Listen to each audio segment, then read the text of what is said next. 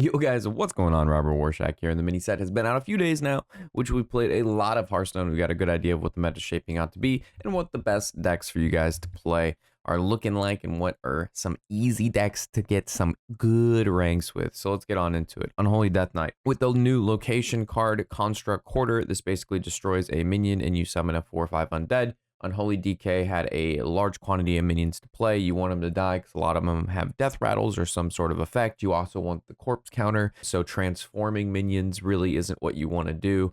There was a 2-mana transform and it would summon a 4/5, and while that was pretty good, this actually destroys the minion, which is really, really good. Works with your hero power, works with anything basically in the deck, including Foul Leg. So Unholy Death Knight, even though it's just one card, it got really, really good from Construct Quarter, especially with like 3 charges on this, like the 3 durability. You do this for like most of the game, especially with running 2 of them. So Unholy DK, very, very good right now. We kind of knew that was coming because right before the mini set hit, Unholy DK was actually doing pretty well with this new very aggressive build. And now with obviously this location, it kind of just took off. Another just god tier curve is you go Rancher and then you play Nerubian Swarm Guard. That's pretty much it. It's just so much stats on the board. They all have taunt, and then 1/1s come out of those, and then all of it counts towards corpse counter. And then at the 8 stages of the game, we have Lord Marogar, which is kind of like how you win later on. Also, you can cheese out with the visor and hit a scourge that way too. So deck's good, very, very aggressive, very board centric. I have no problem with seeing a deck like this be good. This is everything that we'd want. Like, this is like a fine deck to do well. Board centric, very little discover. It's hard to complain about this deck. So I have no problem with Unholy DK being good. It's a fun deck, and hopefully have some success with it. Moving to another Death Knight deck we have here is the Frost DK. This has actually undergone a lot of changes. Again, I don't know if this will be the finalized build, but this is what seems to be doing really well. It's very, very aggressive, as you can see, with stuff like Arms Dealers, again, the Body Bagger, the Foul Leg, everything to kind of synergize with this new location. Again, I want to include new cards. Obviously, you can run the old style of Frost DK that ran like Glacials and Howling Blast and stuff like that. But this is more of a now minion-centric, very good early game. Utilizes stuff on like Frost Strike. Still, of course, has the Frostworm Fury. For late game, freeze the board, you get to attack face. But it does actually run the Marrow Manipulator because you have a lot of minions in this deck. And a 6-mana 5/5 deal 10 is pretty good in this meta because everything's board centric. You'll deal a lot of damage face, or you'll be able to get the board back. Your draw mechanic, instead of defrost and stuff like that, is going to be the Alkalite of Death. After a friendly undead card dies, draw a card. There's a lot of undead cards. You can kill them very easily again with Construct Quarter, which I think probably is going to end up getting nerfed. This card is just nutty, and it's so powerful. It changed the way Frost DK worked, and we all know how powerful Frost DK was. I mean, last season we hit Legend with it without losing, and now it's changed that deck because of one single card here. So it may not seem that crazy, but really it's a lot of value. It's a 3-mana. What is this, like 12-15 with Rush?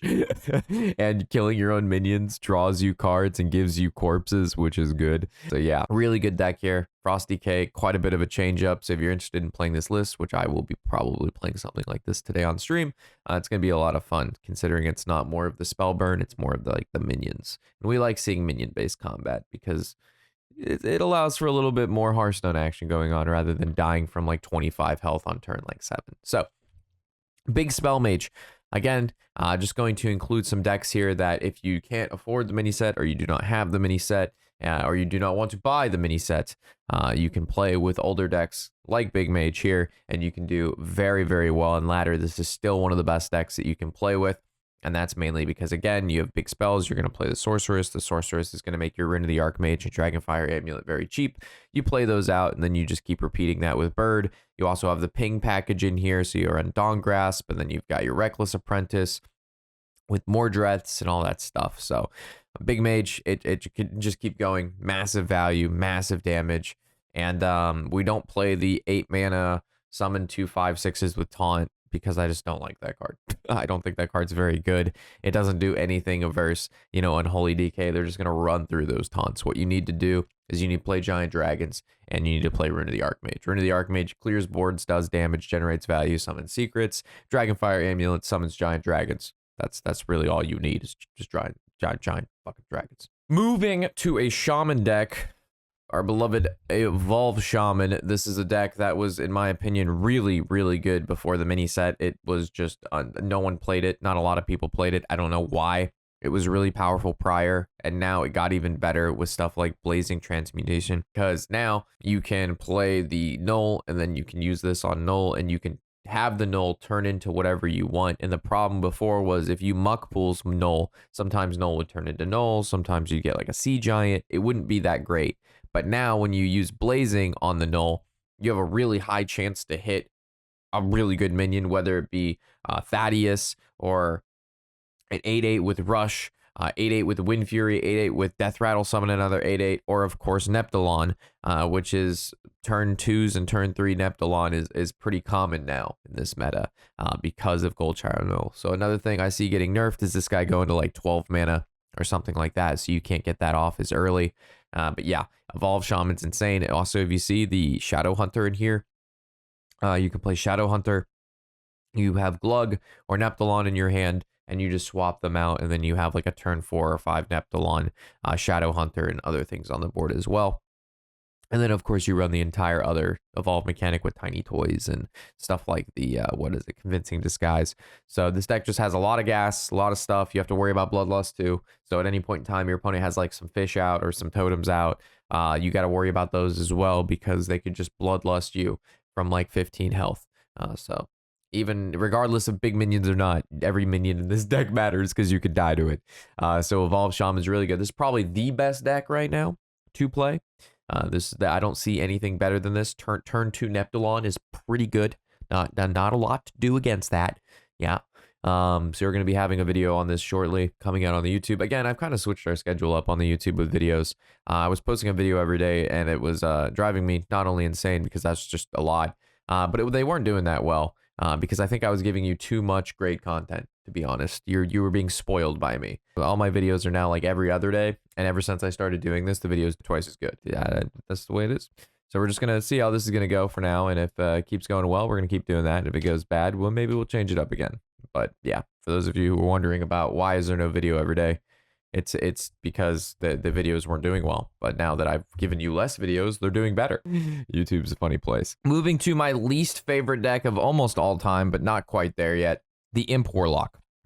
This deck got a new card, No Fins Impossible, which is kind of cool because no fin and then impossible.